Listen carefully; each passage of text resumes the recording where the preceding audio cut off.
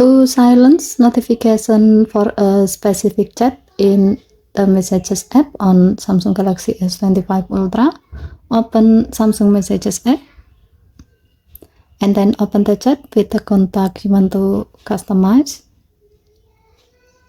Tap more icon or three vertical dot icon at the top right. Tap notifications on and then select silent. Tap the back key to save the change. Given to the function setting a chat notification to silent means you will not hear any sound when your messages arrive from that person or group. It's a great way to stay updated without being disturbed. Okay, thank you for watching. Please hit the like and subscribe. Have a nice day.